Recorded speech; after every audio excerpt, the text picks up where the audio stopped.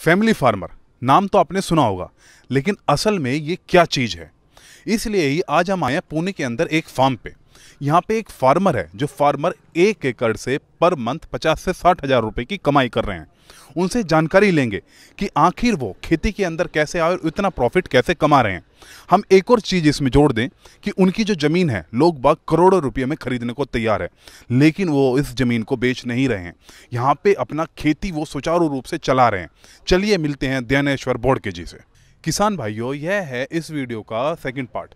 अगर आपको first part देखना है तो नीचे आपको लिंक मिलेगा, आप वहाँ पे जाके देख सकते हैं। सर, जो सामने से लोग बाग देख रहे हैं उन्हें अपना एक बार आप अपना परिचय दे दीजिए सर। नमस्कार, मैं प्रमोद ज्ञानेश्वर बोड़के, मैं भी मैकेनिकल इंजीनियर हूँ और बचपन से पापा के साथ फार्मिंग करता था। तो जब फार्मिंग करता था तो पापा मुझे उसका मुबादला देते थे। मतलब तभी से समझ में आया कि अगर आप मेहनत का काम कर रहे हो या कुछ भी अच्छा काम कर रहे हो तो आपको पैसे मिलेंगे। इसलिए फिर एग्रीकल्चर में करियर करने का मैंने डिसीजन लिया। अब सर, इंजीनियरिंग के बाद और इंजीनियरिंग लोग बाग ये सोचते हैं यार इंजीनियरिंग कर लिया तो ये बेकार सा काम खेती या और दूसरे भी काम क्यों करे, ऑफिस में एसी में बैठ के मस्त लाइफ जीनी है, वो छोड़ के आप यहाँ पे वही घिसी पिटी खेती वाला, कभी दिमाग में ये वाला माइंड नहीं आया? एक्चुअली हुआ क्या था, बहुत लोग बोलते थे कि अगर इतना पढ़ा लिख रहे हो तो फार्मिंग क्यों कर रहे हो। लेकिन क्या है, बचपन से देखता था पापा के साथ जब फार्मिंग था तब कि हमें किसी चीज़ की कमी महसूस नहीं हुई। मतलब आपने देखा होगा हमारे पास गाड़ी भी है, सब मतलब जो जो हमने मांगा वो हमें मिला, अच्छा एजुकेशन भी मिला, सब मिला। तो तभी से हमें मतलब दिमाग में आया कि अगर फार्मिंग से इतना मिल रहा है तो हम दूसरे इसमें जाए क्यों। और जब फार्मिंग में काम कर रहा था बहुत लोगों से मिला कि जो बहुत बड़े कंपनी के मालिक थे, बहुत मंत्री वगैरह, बहुत अच्छे लोग हैं। तो उनके साथ जब बात की तब उन्होंने कहा कि जब हम नौकरी वगैरह करते, जॉब करते, उसमें कुछ भी नहीं, सेटिस्फेक्शन भी नहीं मिलता, पूरा हेल्थ भी ख़राब होता है। तो उससे अच्छा है कि आप फार्मिंग में ही करो। तो इससे एक ये भी था कि पापा अगर फार्मिंग में कर रहे तो आप भी उसी में जा रहे हो। बहुत लोगों ने बोला कि सेम कर रहे हो, आप दूसरा कुछ करो। लेकिन क्या है ना, फार्मिंग में ज़रूरत है न्यू जनरेशन का। और क्या है, पापा तो करते थे लेकिन इनमें लेबर का बहुत बड़ा इशू था जो कोई सॉल्व करना नहीं चाहता था। इसलिए फिर हम जो मतलब अभिनव फार्मर्स क्लब के जो लड़के, उन्होंने सोचा हम इंजीनियरिंग करेंगे और फार्मिंग के लिए कुछ करेंगे। इसमें मैं आपको बीच में काट रहा हूँ कि मेन चीज़ ये बताइए, ठीक है आप फार्मिंग कर रहे हैं, आपके फादर है, उन इंस्पायर आप हुए उनसे, लेकिन मेन बात है आप खेती को नया क्या दे रहे हैं, या जो आपके फादर ने एस्टेब्लिश कर दिया, बहुत अच्छा मॉडल एस्टेब्लिश किया, आप वहाँ पे सीमित रह गए या अपने फादर के नाम पे ही सिर्फ आप काम करना चाहते हैं, कुछ नया कर रहे हैं, वो बताइए मुझे। अभी क्या है ना, मैंने जब स्टार्ट किया तो हमें लेबर का, मैंने जैसे बोला, प्रॉब्लम था, तो उनको भी वो प्रॉब्लम था। तो हमने क्या किया, अभी मैंने पावर टिलर वगैरह हम बनाने का स्टार्ट किया है। क्योंकि बेड जो होते मतलब जिसमें हम प्लांटेशन वगैरह करते हैं, वो बनाने के लिए लेबर हमसे 20,000 रुपीज़ ले देते हैं 1 एकड़ का। अभी वही काम मेरा छोटा सा मशीन है 5 हाउस पावर का, वो 4-5 लीटर पेट्रोल में कर रहा है। मतलब जो 20,000 रुपये का खर्चा था वो 2,000 में हो रहा है अभी। अब सर, तो वो जो आप पावर टिलर बता रहे हैं, पावर टिलर तो बाहर से भी खरीद सकते हैं, उसमें आपने ऐसा क्या नया किया कि जो आप यूज़ मतलब कि अपना वो डिग्री यूज़ कर रहे हैं? अभी क्या है ना, बहुत मतलब हमारे पहले भी बहुत पावर टिलर थे, लेकिन क्या उनका प्राइस एक तो बहुत बड़ा था और जो फार्मर को सस्टेन नहीं था, फार्मर लेता ही नहीं था। 5 लाख, 6 लाख, 2 लाख, 3 लाख का नहीं। हमने क्या किया, कम से कम प्राइस में जितना अच्छा हो सके कि जो 1 एकड़ के लिए सस्टेन है, वैसा हमने प्रोडक्ट बनाया। अच्छा, मतलब कि वो प्रोडक्ट जो है पावर टिलर आपने खुद बनाया है आपने? बराबर। तो एक्चुअली हुआ क्या ना, हम जब प्रैक्टिकली काम करते तो हमें पता है कि इसमें क्या ज़रूरत है। बनाने के लिए मैं भी 12 हॉर्स पावर का बना सकता था 1 लाख में रुपये, लेकिन मुझे पता चला कि उतनी ज़रूरत ही नहीं है, क्योंकि हमें 6 इंच का सिर्फ मिट्टी की मशागत करनी। तो फिर हमने उसी टाइप का 5 हॉर्स पावर में निकाला, पावर भी कम किया। डीजल में था तो थोड़ा प्रॉब्लम होता था, इसलिए पेट्रोल में किया, तो वाइब्रेशन भी कम किया, अच्छे काम भी होने लगा और प्राइस भी कम रखा। अब तो वो कितनी क्या कॉस्टिंग आई उसकी बनाने में, जो आप 5 HP का बता रहे हैं वो बताइए। अभी हमें 30,000 रुपीज़ उसका कॉस्टिंग आ गया। उसके ऊपर हमने 5,000 अपना लेना, क्योंकि वो पूरा ट्रांसपोर्ट वगैरह बनाने का खर्चा वगैरह के 35 to 40,000 में अब हम सेल कर। और सर, और इससे अलग भी कुछ ऐसी चीज़ें आपने खेती के अंदर की जो एक देखने दिखाने लायक थी क्या?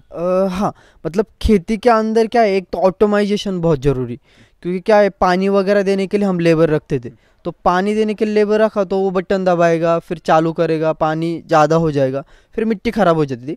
इसलिए फिर हमने सोचा कि ठीक है, हमारा तो मैकेनिकल है लेकिन थोड़ा हम ऑटोमाइजेशन के ऊपर भी ध्यान देंगे। तो मेरे 4-5 दोस्त थे जो इलेक्ट्रिकल इंजीनियर थे, तो उनके साथ मिलकर फिर हमने पूरा ऑटोमाइज़ किया है। ऑटोमाइज मतलब क्या कि पूरा मैंने सिस्टम अभी टाइमर के ऊपर डिपेंड, सुबह 7 o'clock को मेरा फार्म के ऊपर पानी चालू होता है, 15 मिनट पूरे फार्म को पानी दिया होता है, बंद। मतलब उसको ज़्यादा ज़रूरत नहीं, जिसको ज़्यादा कम है वो सब हो रहा है। और क्या है ना कि लेबर के ऊपर डिपेंड रहने से अच्छा है कि आप टाइमर बेस, जब लाइट आएगी ऑटोमेटिकली चालू होगा, बंद हो जाएगा, आपकी ज़रूरत भी नहीं। मतलब अगर आप भी फार्म पे नहीं रहोगे तो भी फार्म को आपके पानी वगैरह सब सिस्टम चालू रहे। और सर जैसे दूसरी चीज़ें पीछे भी हम ये लेयर वाला कुछ ऊपर रख के, और ये इसमें मतलब कि क्या आप करने की यहाँ पे कोशिश कर रहे हैं वो बताइए। एक्चुअली क्या है, जब फार्मिंग करते थे तो हमारे पास तो 1 एकड़ ज़मीन है, ज़्यादा है नहीं, इसलिए फिर हमने सोचा कि कस्टमर तो दिन ब दिन बढ़ रहे, तो हमने क्या सोचा कि ठीक है, हम इसी पे ऊपर हम क्या कर सकते हैं। और तो हमने वर्टिकल फार्मिंग जो कंसेप्ट है वो करने का ट्राई किया है। तो अभी हम बेंच के ऊपर 3 लेयर के ऊपर फार्मिंग कर रहे हैं। तो उसमें हमने जो पॉट्स वगैरह लगाकर उसमें जितना ज़्यादा हो सके उतना ज़्यादा प्रोडक्शन बढ़ाने के लिए वर्टिकल फार्मिंग कंसेप्ट किया हुआ है अभी।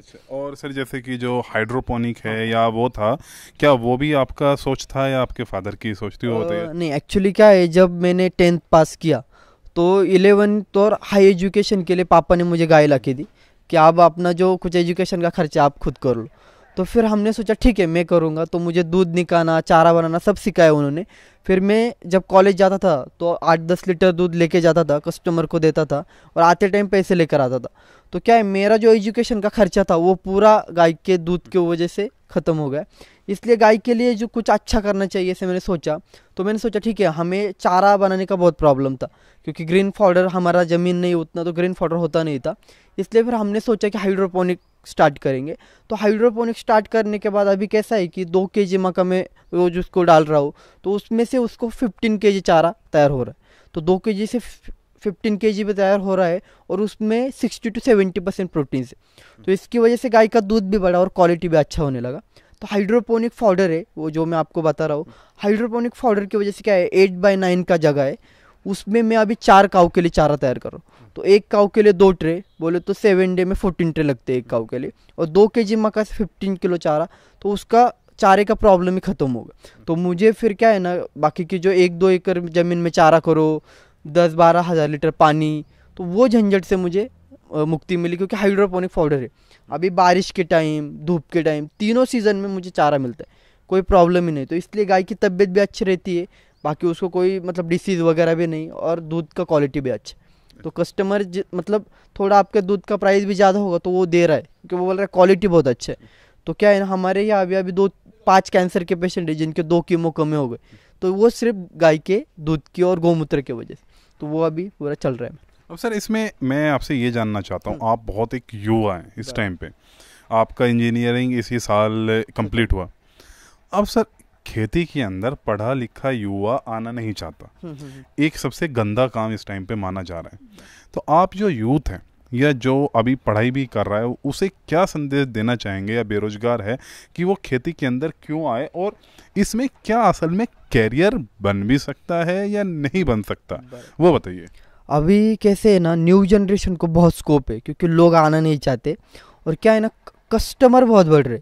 मतलब हमारे पास भी अभी 5000 कस्टमर पेंडिंग में कि जिनको सब्जियां चाहिए, ऑर्गेनिक वेजिटेबल चाहिए, लेकिन उगाने वाले नहीं है।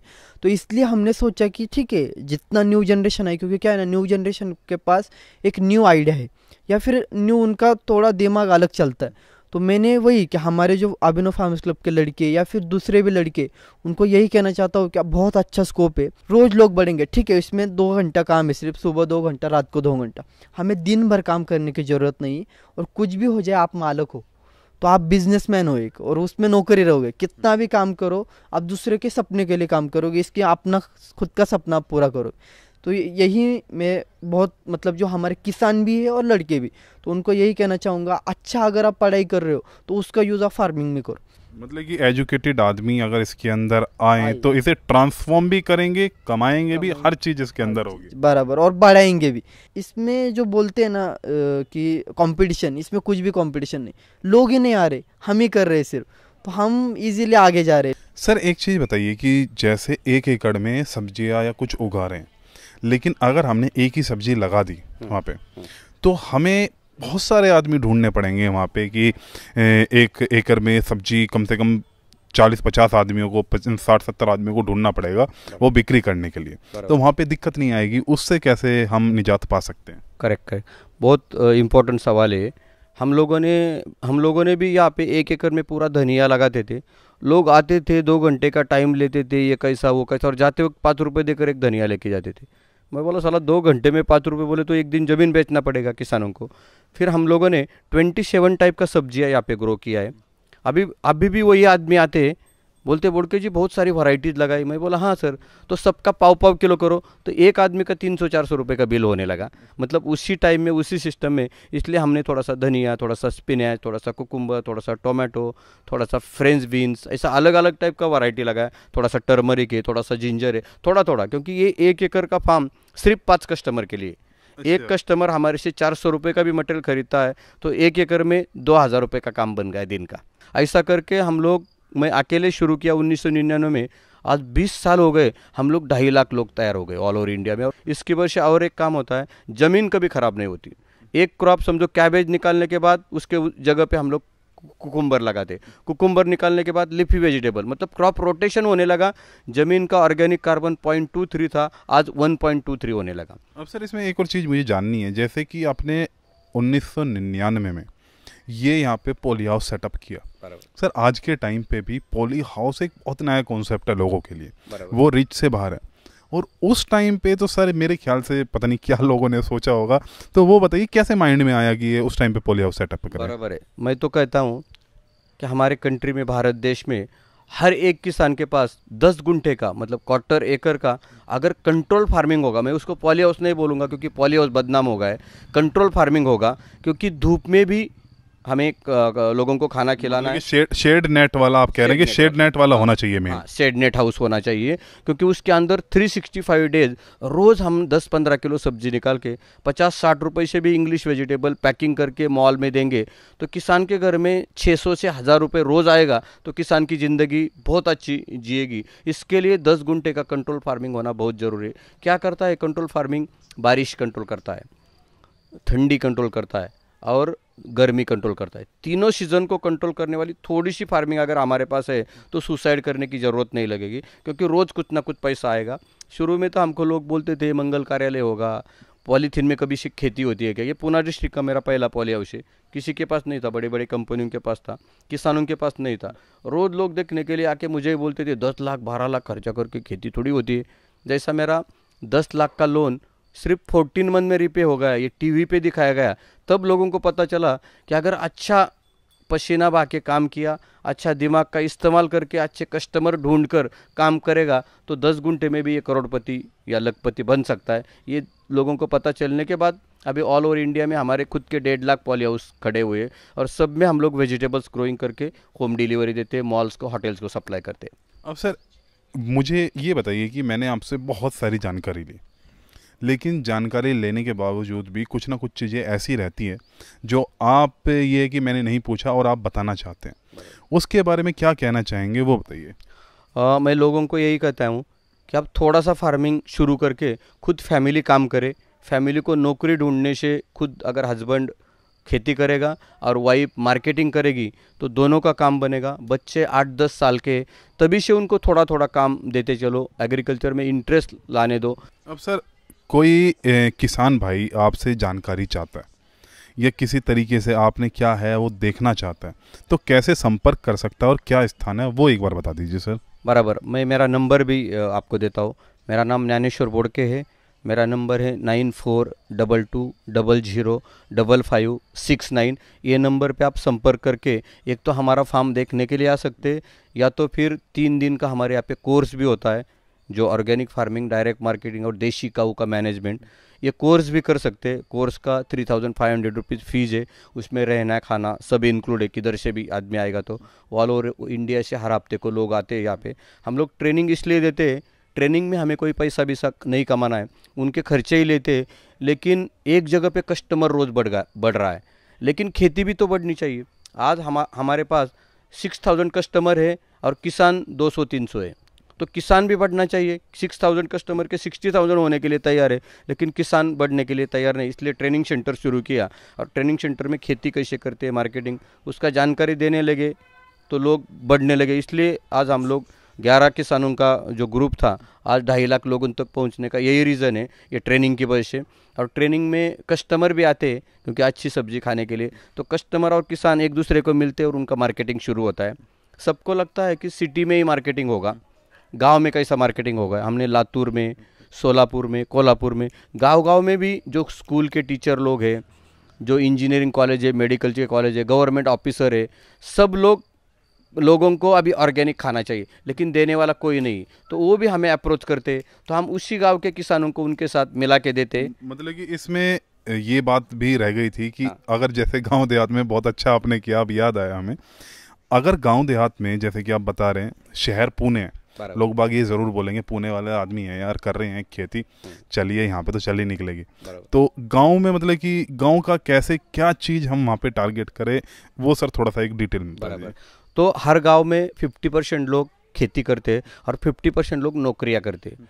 जो लोग नौकरी करते हैं वो नौकरी में उनको खाना नहीं मिलता, सिर्फ नोट मिलते हैं, मतलब पेमेंट मिलता है, तो वो नोट खाकर नहीं जी सकते। तो उन लोगों को भी गांव के किसानों ने डायरेक्ट दिया। आज क्या हो रहा है, हम लोग गांव वाले मंडी में 10 रुपये से बेचते हैं और हमारे गांव में जो बेचते हैं लोग, वो भी मंडी से 30 रुपये से खरीद कर 40 रुपये से बेचते, तो डायरेक्ट हमारे से 30 रुपये से क्यों नहीं खरीदेंगे। तो गांव का मतलब आधा किसानों का मटेरियल तो गांव में ही बेचा जाएगा। वो भी डायरेक्ट मार्केटिंग किया तो उनको ज़्यादा पैसा अपने आप मिलेगा, पैसा डिमांड करने की ज़रूरत नहीं ज़्यादा, वो है। दूसरा है कॉलेज के टीचर, स्कूल के टीचर, सरकारी नौकरी करने वाले लोग, एडवोकेट है, इंजीनियर लोग हैं जिनके ऑफिसेस है। ऐसे ऑफिस में जाकर किसान अगर बोले कि तुम्हारा 25 लोगों का स्टाफ है, बैंक से 25 लोगों का स्टाफ है, उनको मैं बिना पॉइजन वाला खाना खिलाता हूँ और वही रेट दे दो जो आपके शॉप में, मॉल में खरीदते, लोग अपने आप लेने के लिए तैयार हो जाएंगे। अभिनव ग्रुप पे ही हमें सर मिले और सर एक बहुत नई चीज़ कर रहे हैं ऑर्गेनिक के अंदर। सर लोगों को बताइए आप क्या कर रहे हैं। ये अभी हम एक अभिनव भोजन, विष मुक्त भोजन नाम से एक टिफ़िन ला रहे हैं मार्केट में, जो इसमें सब ऑर्गेनिक मिलेगा, नमक से लेके ऑयल से लेके सब स्पाइस वगैरह सब उसमें ऑर्गेनिक ही रहेगा। तो सर इसमें ये बताइए कि असल में सब्जी तो जा रही थी ऑर्गेनिक की, खाना बनाने की क्या ज़रूरत थी, क्या आइडिया था मेन, वो बताइए। ये आइडिया से ऐसे है कि जो ऑफिस में जाते लोग, काम से फुर्सत नहीं मिलती उनको हेल्दी खाना नहीं मिलता, तो उनके लिए हमने ये डिज़ाइन किया हुआ है। और ये तो सर मेरे ख्याल से उन लोगों के लिए भी अच्छा है जो सब्जी, मान लीजिए किसी पे बनाना ही नहीं आता खाना, किसी की पत्नी नहीं है, माँ नहीं है यहाँ पे साथ में, लेकिन ऑर्गेनिक खाना चाहता है, तो वो ऑर्गेनिक ताकि खा सके। अब बना के नहीं खा सकता, लेके तो खा सकता है कम से कम। हाँ, वो लेके खा सकते। अच्छा, तो सर संपर्क कैसे कर सकता है आपसे? अगर मान लीजिए जैसे पुणे शहर है, अभी तो आप पुणे में ही डिलीवर कर रहे होंगे, यहाँ पे अगर किसी को लेना है आपसे खाना, वो तो कैसे ले सकता है? संपर्क बता दीजिए एक बार। अभी आप हमारा ये वेबसाइट पे भी है, मेल आईडी भी है और हमारा व्हाट्सअप नंबर भी है और कांटेक्ट कर सकते हैं। उसका नंबर है 8796906022 और 9822955955। प्रकाश टेमघरे। अगर किसी को ऑर्गेनिक खाना खाना है तो सर से कांटेक्ट कर सकता है। सर एक चीज़ मुझे ये बताइए कि ये वाला एरिया जहाँ पे आप खेती कर रहे हैं, ये पुणे एक जो आईटी हब है वहाँ पे है, यहाँ की जो ज़मीन है वो करोड़ों रुपए की है। आप सर इतनी मेहनत कर रहे हैं, मुझे नहीं लगता कि खेती से 1 एकड़ से जीवन में आप 50 से 60 हज़ार भी कमा रहे हैं, आप जीवन भर इतना पैसा कमा पाएंगे? आप ये खेती सर देख क्यों नहीं देते? अगर कोई खरीद रहा है तो वो बताइए। बराबर 15 साल से हमें बहुत सारे लोग बोल रहे हैं कि करोड़ों में बेचो, मज़ा करो। मैं बोला सर मज़ा तो एक बार हो जाएंगी। ये मेरे दादाजी ने मेरे पिताजी के लिए ज़मीन रखी, पिताजी ने मेरे लिए रखी और मैं मेरे लड़के के लिए रखूँगा। एक्चुअली ऐसा ही होना चाहिए। वो जो करोड़ रुपए लेकर मज़ा करते हैं, उससे अच्छा ज़िंदगी हम लोग पक्का जी रहे। मतलब ज़मीन जो पड़ी हुई है उसका कोई मुनाफा नहीं, लेकिन आप उसके ऊपर फार्मिंग करके रोज़ 5 लोगों को अच्छा बिना पॉइजन वाला खाना खिला रहे हैं और उससे 1-2 हज़ार रुपये रोज़ का कमा रहे हैं, तो और क्या चाहिए? तो बेचने की ज़रूरत क्या है? तो किसान भाइयों, ये थी हमारी ज्ञानेश्वर जी से बात। इन्होंने बहुत अच्छा बताया। छोटे किसान क्या होते हैं, सोचते हैं यार हम क्या खेती करें, बड़े किसान हैं उनके पास ही पैसा आएगा। लेकिन सर ने ये करके दिखा दिया कि 1 एकड़ का किसान भी पैसे भी कमा सकता है, अच्छे से रह भी सकता है, बच्चों की पढ़ाई भी करा सकता है, सारी चीज़ें करा सकता है। अगर आपको कोई और भी जानकारी चाहिए सर से, सर ने कॉन्टैक्ट डिटेल दिया है, डिस्क्रिप्शन में भी आपको नंबर मिलेगा, आप डायरेक्टली सर से बात कर सकते हैं। यहाँ पे आके जो किसान भाई है वो ट्रेनिंग ले सकते हैं, जान सकते हैं कि असल में 1 एकड़ का किसान कैसे एक अच्छा प्रॉफिट कमाए। आपको वीडियो कैसी लगी आप हमें कमेंट में बताएं। ये वाली वीडियो तो किसान भाइयों हम यहाँ पर ही समाप्त करते हैं। धन्यवाद। जय हिंद, जय किसान।